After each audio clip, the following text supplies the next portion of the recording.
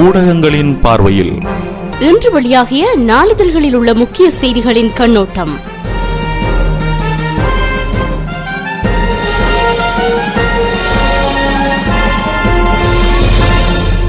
வணக்கம் நேயர்களே, இந்த வருடத்தின் இறுதி மாதத்தில் முதலாம் வாரத்தில் ஊடகங்களின் பார்வை நிகழ்ச்சியூடாக இன்று உங்களை சந்திக்கிறேன். இன்று டிசம்பர் மாதம் 3ஆம் தேதி திங்கட்கிழமை. இன்று நாம் தென்னிலங்கையிலிருந்து வெளிவந்துள்ள வீரகேசரி தமிழ் நாளிதழை முதலாவதாக பார்க்கலாம். அதன் இன்றைய பிரதான தலைப்புச் செய்தி: யாழ் பல்கலைக்கழக மாணவர்கள் 4 தடுப்பு காவல் உத்தரவு. குடாநாட்டில் பதற்றமான சூழலை ஏற்படுத்த அரசு முயற்சி, கூட்டமைப்பு குற்றச்சாட்டு என்ற பிரதான தலைப்புடன் இன்றைய வீரகேசரி வெளிவந்துள்ளது. கைது செய்யப்பட்டுள்ள யாழ் பல்கலைக்கழக மாணவர்கள் 4 அரசாங்கம் பயங்கரவாத தடை சட்டத்தின் கீழ் தடுப்பு காவலில் வைத்துள்ளது. அரசாங்கம் மாணவர்களை முற்று முழுதாக சீண்டும் நடவடிக்கையிலேயே ஈடுபட்டு வருகிறது. இதன் மூலம் குடாநாட்டில் பதற்றமான சூழ்நிலையை உருவாக்குவதற்கு அரசாங்கம் முயற்சி செய்கிறது என்று தமிழ் தேசிய கூட்டமைப்பின் பேச்சாளரும் யாழ் மாவட்ட எம்பியுமான சுரேஷ் பிரேமச்சந்திரன் தெரிவித்தார். யாழ் பல்கலைக்கழக வளாகத்திற்குள் இராணுவத்தினர் அத்துமீறி நுழைந்ததை அடுத்து மாணவர்கள் ஆர்ப்பாட்டம் நடத்தியிருந்தனர். இந்த ஆர்ப்பாட்டத்தின் மீது படையினரும் போலீசாரும் தாக்குதல் நடத்தியிருந்தனர். தற்போது 4 பல்கலைக்கழக மாணவர்களை கைது செய்துள்ள போலீசார் அவர்களை பயங்கரவாத தடை சட்டத்தின் கீழ் தடுத்து வைத்துள்ளனர். இத்தகைய செயல்கள் குடாநாட்டில் தொடர் போராட்டங்களுக்கு வழிவகுக்க போகிறது என அவர் தெரிவித்தார். யாழ் பல்கலைக்கழக மாணவர்கள் 4 போலீசாரால் கைது செய்யப்பட்டு வவுனியாவில் பயங்கரவாத புலனாய்வு பிரிவினரின் விசாரணைக்கு உட்படுத்தப்பட்டுள்ளனர். இவர்கள் கைது செய்யப்பட்டு நேற்றுடன் 48 மணி நேரம் முடிவடைந்ததை அடுத்து இவர்களை 72 மணி நேரம் தடுத்து வைப்பதற்கான உத்தரவு பயங்கரவாத தடை சட்டத்தின் கீழ் வழங்கப்பட்டுள்ளது. மாணவர்களின் தடுப்பு காவல் உத்தரவு தொடர்பில் கேசரிக்கு கருத்து தெரிவிக்கும் போதே சுரேஷ் பிரேமச்சந்திரன் எம்பி மேற்கண்டவாறு தெரிவித்ததாக அந்த செய்தி நீண்டு செல்கிறது. இதனை தவிர மாணவர்களின் விடுதலை குறித்து போலீஸ் மா அதிபருடன் சம்பந்தன் பேச்சு, யாழ் பல்கலைக்கழக மாணவர் சங்க தலைவரையும் கைது செய்ய முயற்சி என்ற தலைப்பில் இன்னும் ஒரு செய்தி வெளிவந்துள்ளது.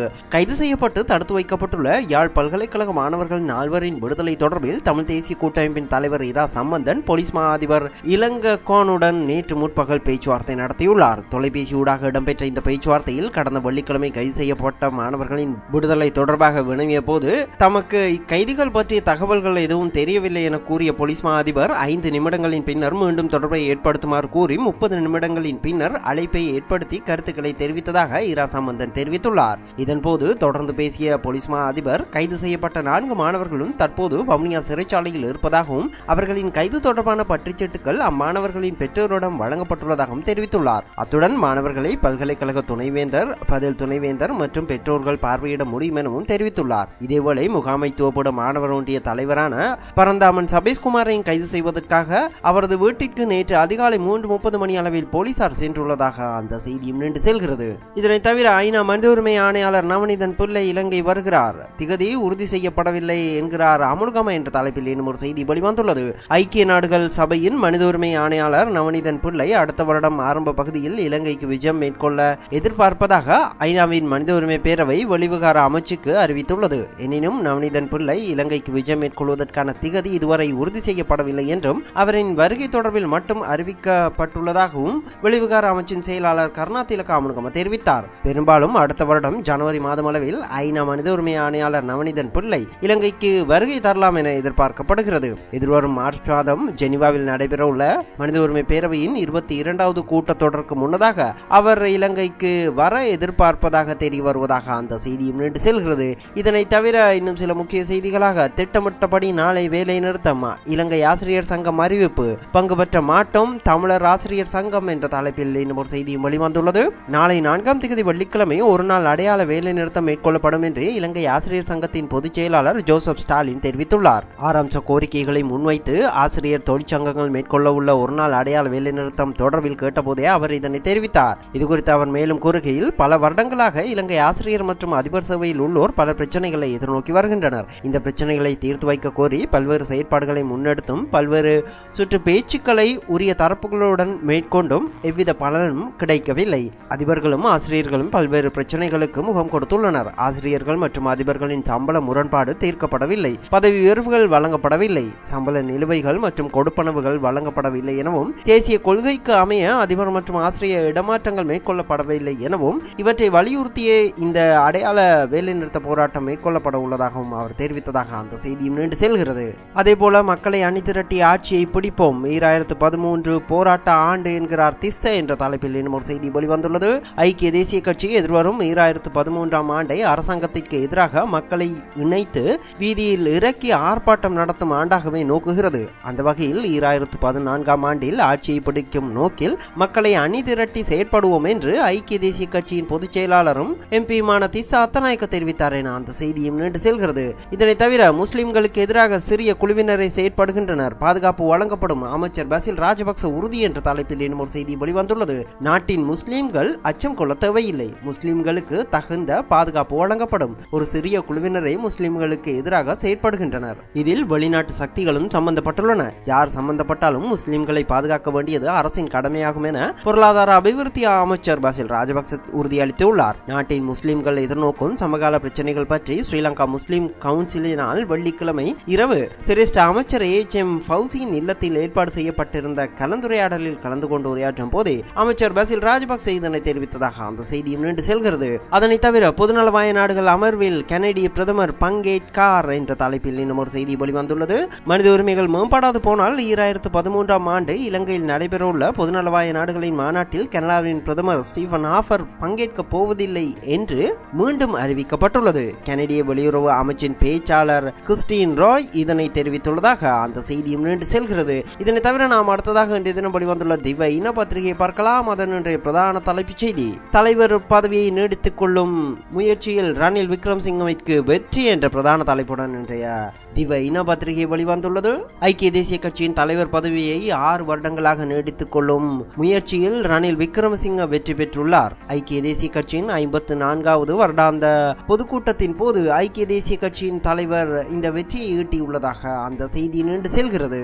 அதனை தவிர பிரதம நீதியரசர் சிராணி பண்டாரநாயக்கவிற்கு எதிரான குற்றவியல் பிரேரணைக்கு எதிராக நீதிமன்றத்தில் தாக்கல் செய்யப்பட்டுள்ள மனு இன்று விசாரணைக்கு எடுத்துக் கொள்ளப்படுவதாக ஒரு செய்தியும், சிறைச்சாலைகளில் உள்ள T-56 ரக துப்பாக்கிகள் பாதுகாப்பு அமைச்சிடம் ஒப்படைக்கப்பட்டுள்ளதாக இன்னும் ஒரு செய்தியையும் திவ இன பத்திரிகை முக்கியமாக வெளியிட்டுள்ளது. அதனை தவிர இன்றைய தினம் வெளிவந்துள்ள லங்கா தீப பத்திரிகையை பார்க்கலாம். அதன் இன்றைய பிரதான தலைப்புச் செய்தி, ஆராய்ச்சி கட்டு பிரதேச சபை தலைவர் பல்லம போலீஸ் நிலையத்திற்குள் புகுந்து ரகளை போலீசார் கட்டுப்பாட்டுக்குள் கொண்டு வந்த 2 டிஃபர் வாகனங்களை பலவந்தமாக எடுத்துச் செல்ல முயற்சித்த பிரதேச சபை தலைவரின் சகோதரர் விளக்கமறியலில் வைக்கப்பட்டதாக அந்த பிரதான செய்தியை லங்கா தீபம் வெளியிட்டுள்ளது. அதனை தவிர ஐக்கிய தேசிய கட்சியின் வருடாந்த சம்மேளன கூட்டம் நேற்று முன்தினம் நடைபெற்றது. இந்த செய்தியையும் லங்கா தீப பத்திரிகை பிரதானமாக வெளியிட்டுள்ளது.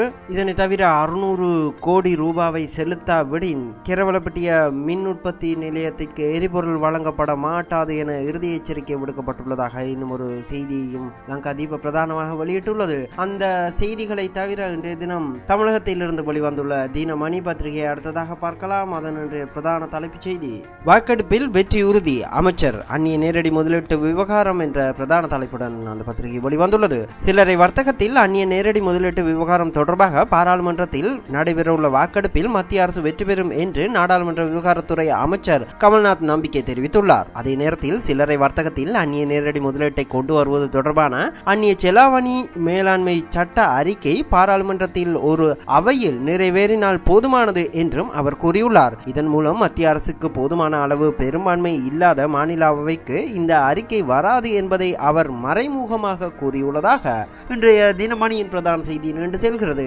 இதனை தவிர வள்ளூர் அனல் மின் நிலைய முதல் யூனிட்டில் முழு உற்பத்தி தொடக்கம், தமிழகத்திற்கு கூடுதலாக 347 மெகாவாட் கிடைக்கிறது என்ற தலைப்பில் இன்னும் ஒரு செய்தி வெளிவந்துள்ளது. வள்ளூர் அனல் மின் நிலையத்தின் முதல் யூனிட்டில் வர்த்தக ரீதியிலான மின் உற்பத்தி நவம்பர் 28 தொடங்கப்பட்டுள்ளது.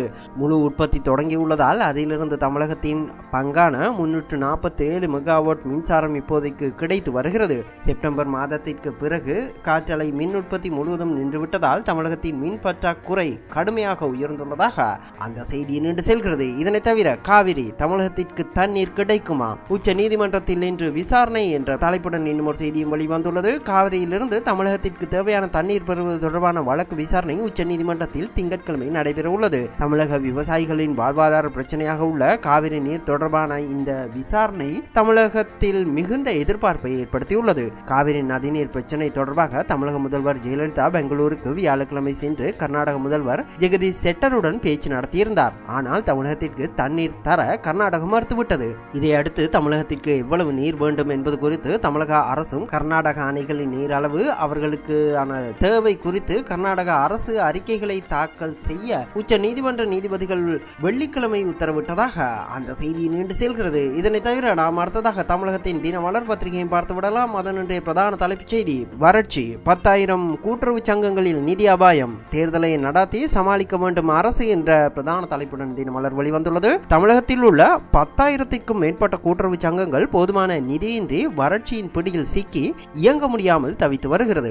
வரும் பிப்ரவரி 15ஆம் தேதிக்குள் கூட்டுறவு சங்க தேர்தல்களை அரசு நடத்தி முடிந்தால் மட்டுமே வங்கிகளின் நிதியுதவியை பெற முடியும். கூட்டுறவு சங்க உறுப்பினர் சேர்க்கை தொடர்பாக நீதிமன்றத்தில் வழக்கு உள்ள நிலையில் குறிப்பிட்ட காலத்திற்குள் தேர்தலை முடிக்க ஏதுவாக தனி அலுவலர்களின் பதவிக்காலத்தை அரசு நீடித்துள்ளது. தமிழகத்தில் 10,442 கூட்டுறவு சங்கங்கள் உள்ளதாக தினமலரின் இன்றைய பிரதான செய்தி நீண்டு செல்கிறது. அதனை தவிர செவ்வாய் கிரகத்தில் மனிதர்கள், அமெரிக்க விண்வெளி நிறுவனம் திட்டம் என்ற தலைப்பில் ஒரு செய்தியும், குவைத் பாராளுமன்ற தேர்தல், சியா பிரிவினர் அதிகம் தேர்வு என்ற தலைப்பில் இன்னும் சில செய்திகளையும் தினமலர் பத்திரிகை அதன் முன்பக்கத்தில் வெளியிட்டுள்ளது. அந்த செய்திகளோடு இன்றைய ஊடகங்களின் பார்வை நிகழ்ச்சி நிறைவுக்கு வருகிறது. மீண்டும் இந்த நிகழ்ச்சியில் நாளை உங்களை சந்திக்கும் வரை உங்களிடமிருந்து விடைபெறும் நான் VAK. வணக்கம் நேயர்களே.